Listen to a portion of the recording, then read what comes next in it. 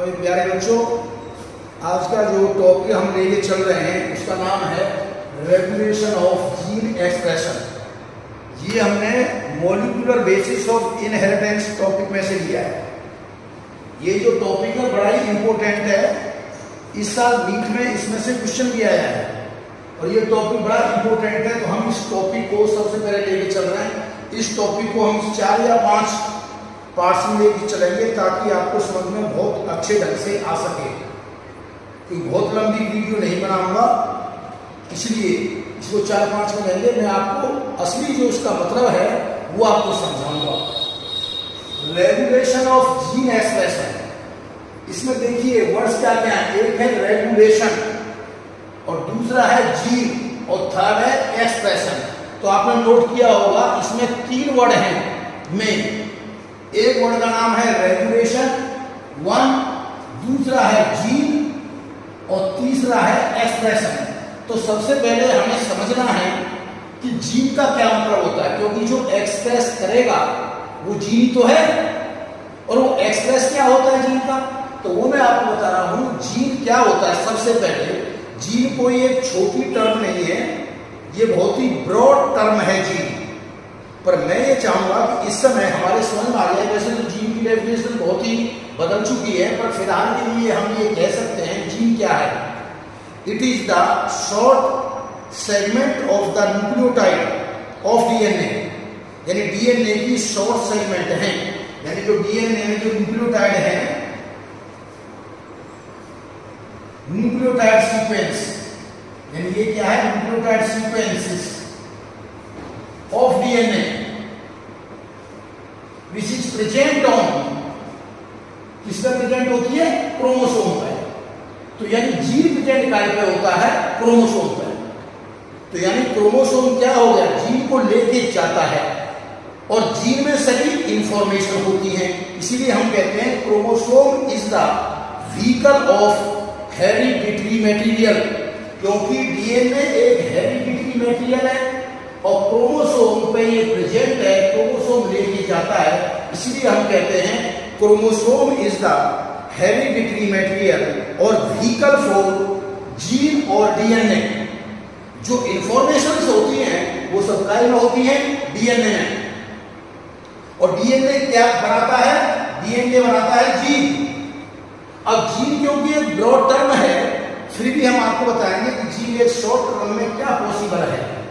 तो मैं आपको बताऊंगा जीन का मतलब होता है जब कभी एक gene short segment of DNA है जो कि किसी फंक्शन को कंट्रोल कर रही है। किसको कंट्रोल कर रही है, किसी फंक्शन को। इसका मतलब क्या हुआ, अगर मेनी जीन्स होंगे तो मेनी फंक्शन को कंट्रोल किया जाएगा। कैसे कंट्रोल करती है, यानी किसी फंक्शन को जीन कैसे कंट्रोल करती है, ये कंट्रोल करती है फंक्शन को थ्रू इट्स एक्सप्रेशन। यानी जीन कभी एक्सप्रेस करेगा, यानी जीन एक्सप्रेस करेगा। अब जीन एक्सप्रेस करेगा तो बीच में एक इंटरमीडिएट मैसेंजर आरएनए बनेगा। जब जीन जब एक्सप्रेस करेगा, मैसेंजर आरएनए बनेगा, उस प्रोसेस को बोलते हैं हम ट्रांसक्रिप्शन। तो पहले जीन की होगी ट्रांसक्रिप्शन, तो यहां बनेगा मैसेंजर आरएनए। और जब ये मैसेंजर आरएनए को जब मैसेंजर आरएनए से फिर बनेगा, जीन कंप्लीटली एक्सप्रेस हो जाएगा और यहां बनेगी आइदर प्रोटीन और पॉलीपेप्टाइड। तो यानी जब जीन एक्सप्रेस करेगा तो प्रोटीन या पॉलीपेप्टाइड बनेगी through intermediation of messenger RNA, through intermediation of messenger RNA.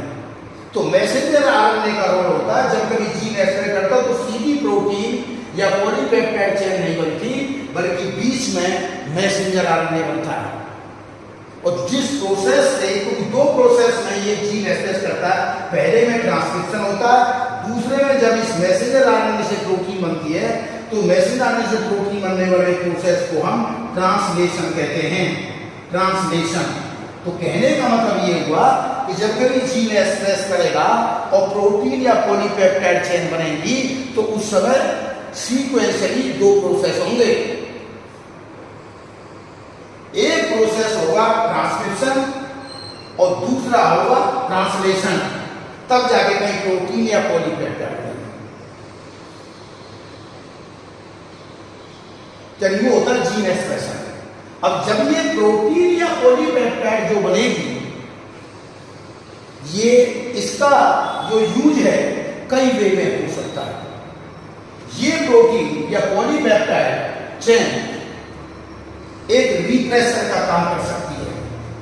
Repressor का मतलब ये होता है कोई जीन फंक्शन कर रहा हो तो उसके फंक्शन को जाके इनहिबिट कर दे, कोई काम चल रहा हो उस काम को जाके स्टॉप कर दे, वो होता है रिप्रेसर। ये प्रोटीन एक एलिसाइटर का भी काम कर सकती है। ये डिपेंड करता है सिचुएशन कौन सी है।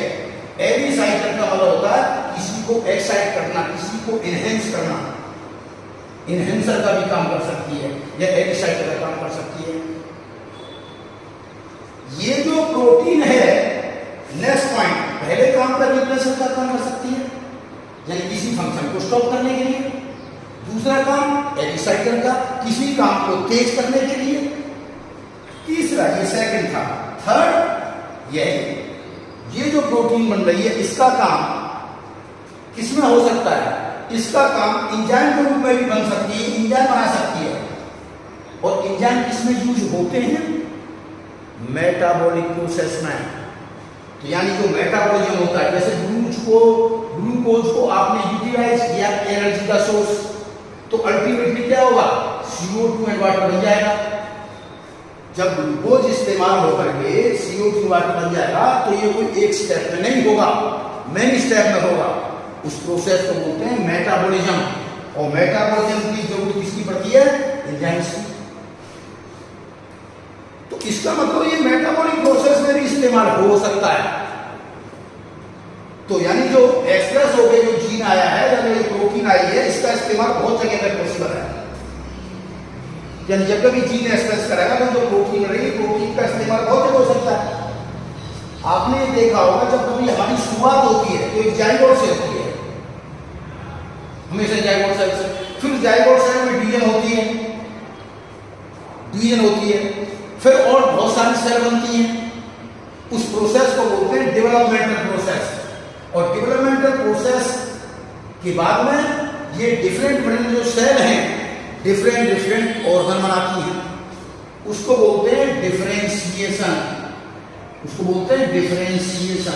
तो कहने का मतलब क्या हुआ कि एक सिंगल सेल जाइगोट से जो ह्यूमन बनता है पूरा का पूरा, वो दो प्रोसेस से बनता है, डेवलपमेंटल एंड डिफरेंशिएशन प्रोसेस। ये जो डेवलपमेंटल एंड डिफरेंशिएशन जो फिनोमेना है, these are the result of gene expression. ये भी किसका नतीजा है? जीन एक्सप्रेशन का। क्योंकि जब कभी जीन एक्सप्रेस होगा तो वो क्या बनाएगा? प्रोटीन बनाएगा, पॉलीपेप्टाइड बनाएगा। ये प्रोटीन या पॉलीपेप्टाइड डिफरेंट चीजें हो सकती है। जैसे मैंने बताया, वो रिप्रेसर के रूप में हो सकती है, एनहेंसर के रूप में हो सकती है, वो एंजाइम के रूप में हो सकती है।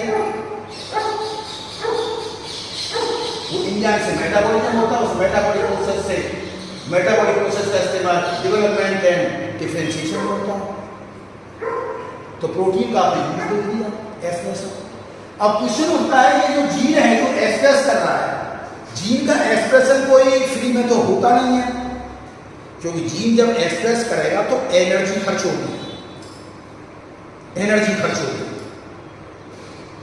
और जो सेल है, कोई भी cell that function on the principle of maximum economy of parts and process, यानी वो कोई एनर्जी एक्सपेंसिव प्रोसेस है। जीन का एक्सप्रेशन, प्रोटीन का सिंथेसिस एक बहुत ही एक्सपेंसिव प्रोसेस है। एक्सपेंसिव प्रोसेस का मतलब क्या है? यहाँ एक्सपेंसिव के नाम पे एटीपी एनर्जी के रूप में इस्तेमाल होंगे। तो ऐसी कंडीशन के अंदर जब एटीपी के रूप में इस्तेमाल होंगे तो ये एक्सप्रेस जब भी करेगा जब उसकी नीड होगी। जब नीड होगी तो जीन एक्सप्रेस करेगा, जब नीड नहीं होगी तो जीन एक्सप्रेस नहीं करेगा। इसलिए सेल ने अपने अंदर एक ऐसा सिस्टम डेवलप कर रखा है कि जीन कब एक्सप्रेस करेगा ये नीड पे डिसाइडेड है। वो नीड क्या हो सकती है? फिजियोलॉजिकल नीड हो सकती है, वो इन्वायरमेंटल में जो बदलाव हुआ है, चेंजिंग इन्वायरमेंटल होने से नीड पैदा हो सकती है, वो नीड कोई आपने बाहर से मेटाबोलाइट ऐड कर दिया। मेटाबोलाइट ऐड का मतलब जैसे बैक्टीरिया में हम ऐड करते हैं, क्या नाम है, डाइसैकेराइड लैक्टोज को, तो एक मेटाबोलाइट है, उसके ऐड होते ही जीन का एक्सप्रेशन स्टार्ट हो जाएगा, तो उसको कहते हैं मेटाबोलाइट। या बॉडी में ट्रिप्टोफैन की नीड हुई तो बॉडी में बदलाव आएंगे, तो ट्रिप्टोफैन को सिंथेसाइज करने के ऑटोमेटिकली एंजाइम सिंथेसाइज चालू हो जाएंगे, उसको कहते हैं फिजियोलॉजिकल चेंज।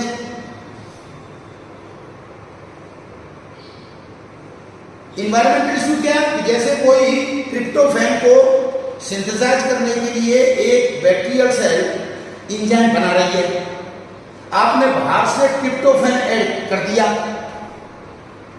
यानी उसके इन्वायरमेंट में बजाय बाहर से ऐड कर दिया, तो आपने उस इन्वायरमेंट को बदल दिया ना। तो इन इन्वायरमेंट में बदलने के बाद अब सेल को कोई नीड नहीं है ट्रिप्टोफैन की एंजाइम बनाने की। इसलिए कई चीजें हैं जो डिसाइड करती हैं कि जीन एक्सप्रेस करेगा कि नहीं करेगा। उसमें एक है मेटाबोलाइट, उसमें एक क्या है, मेटाबोलाइट, जीन एक्सप्रेस का नहीं करेगा, मेटाबोलाइट कंडीशन आपने किया नहीं किया। दूसरी कंडीशन है फिजियोलॉजिकल कंडीशन, जो बॉडी के भीतर क्या डिमांड है नहीं है। तीसरी कंडीशन है चेंज इन इन्वायरमेंटल कंडीशन। ये तीनों चीजें डिसाइड करेंगी कि जीन एक्सप्रेस होगा नहीं होगा। इसका मतलब जो बैक्टीरियल सेल है या बॉडी है वो इन तीन चीजों के कंडीशन के मुताबिक अपने आप को अडेप्ट करती है। ये जो अडेप्शन होता है, अडेप्शन, तो उसके लिए बॉडी में ऑटोमेटिकली उसके पास एक मैकेनिज्म होता है जीन एक्सप्रेशन को कंट्रोल करने का। नीड होगी तो होगा, नहीं होगा तो नहीं होगा।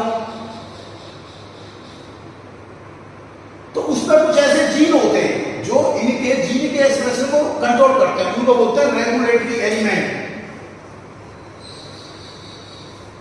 रेगुलेटरी एलिमेंट्स, इन रेगुलेटरी एलिमेंट्स को ही हम कहते हैं, इन रेगुलेटरी एलिमेंट के थ्रू जीन का एक्सप्रेशन कंट्रोल होता है।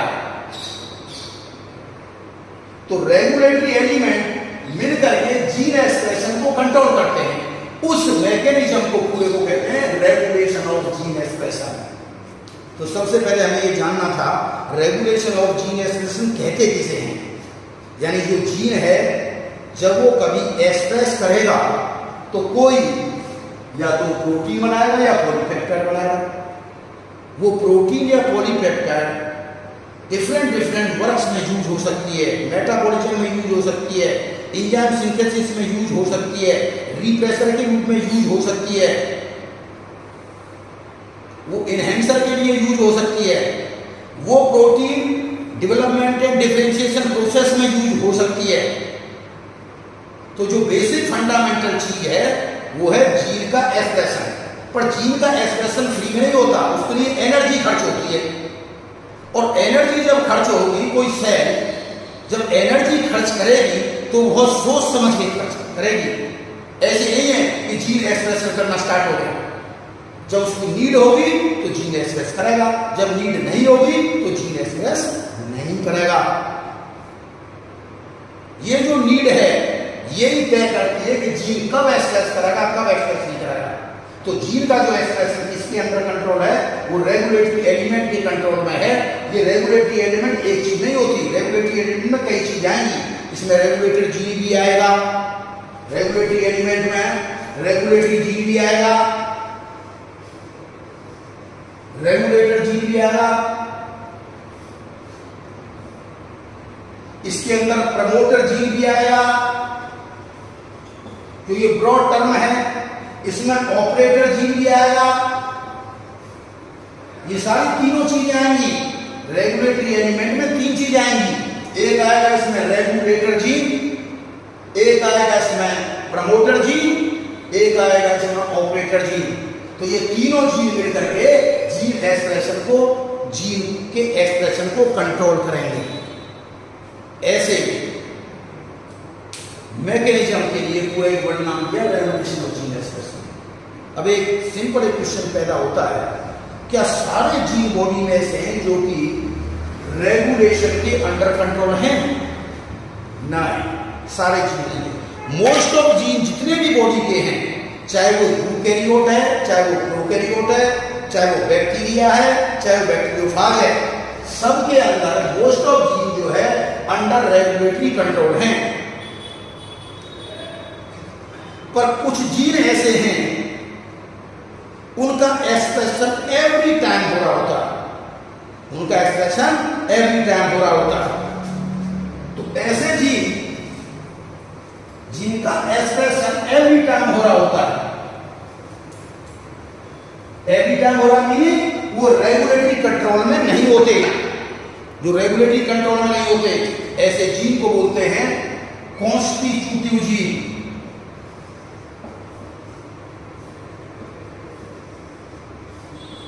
कॉन्स्टिट्यूटिव जीन, इन जीन को हाउसकीपिंग जीन भी कहते हैं।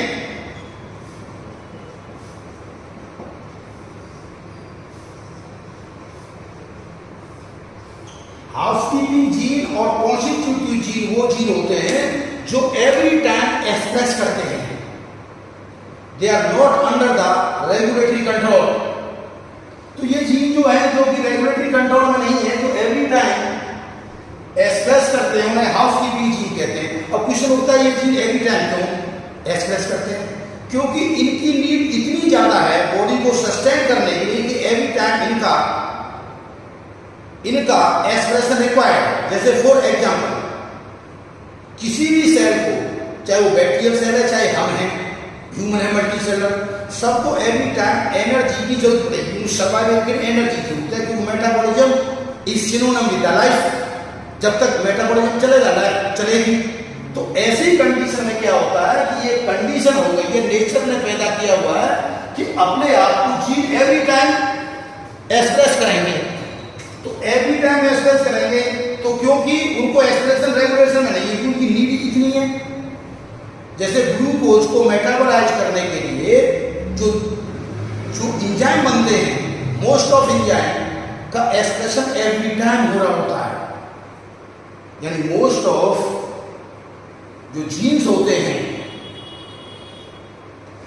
इसका एक एग्जाम्पल आपके इसी में चैप्टर ऑफ मॉलिक्यूलर इनहेरिटेंस में एक जो लैक ओवरन में जो पीआई है, यानी लैक आई का जो जीन है, जो प्रमोटर है, वो एक्चुअली में कैसा है? कॉन्स्टिट्यूटिव, वो एवरी टाइम एक्सप्रेस कर रहा होता है। वो भी एक एग्जाम्पल है इसका, पर बेस्ट एग्जाम्पल मैंने आपको बता दिया।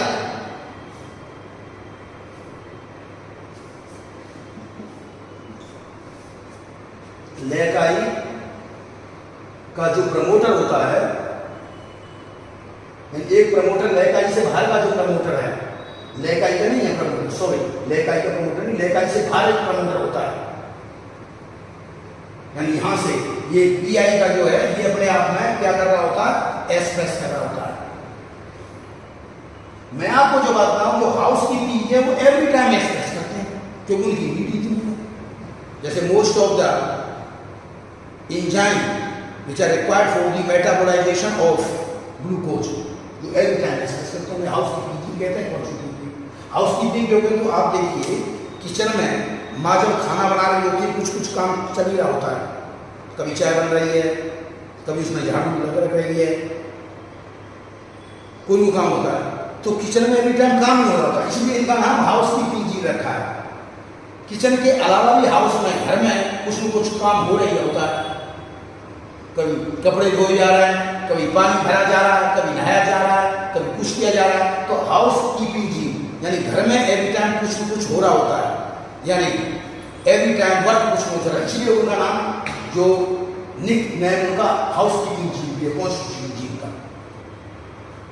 तो मोस्ट ऑफ जीन ऐसे हैं जो रेगुलेटरी कंट्रोल में, तो जीन ऐसे हैं जो फ्रीली काम करते हैं।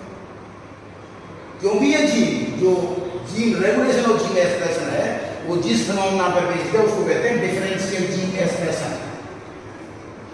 डिफरेंशियल जीन एक्सप्रेशन, इसका क्या मतलब होता है? डिफरेंशियल जीन एक्सप्रेशन कि भाई जिस जीन की जरूरत होगी वही जीन एक्टिव होगा एट ए टाइम, सारे जीन एक्टिव नहीं होंगे।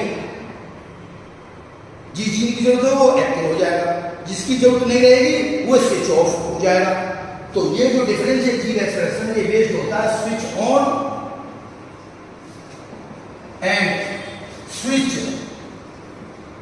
Of phenomena. ये स्विच ऑन और स्विच ऑफ करने के लिए जो चीज है वो है रेगुलेशन। तो मैंने आज आपको बताने की कोशिश करी। सबसे पहले इस टॉपिक का मतलब रेगुलेशन ऑफ जीन एक्सप्रेशन क्या होता है। मैं कल फर्दर, ये मेरा पार्ट 1 था, कुछ दिनों में मैं पार्ट 2 भी पेश कर दूंगा। अगर बच्चों आपको वीडियो सही लगे, अच्छी लगी हो, इंफॉर्मेटिव हो आपके लिए, तो आप जो है इसको सब्सक्राइब कीजिए और साथ साथ में बेल आइकन भी दबा दीजिए, क्योंकि नोटिफिकेशन ऑन होने से आपको मालूम पड़ जाएगा कि अगला वीडियो कब आ रहा है इसी टॉपिक में। ये पार्ट 1 था। थैंक यू बच्चों।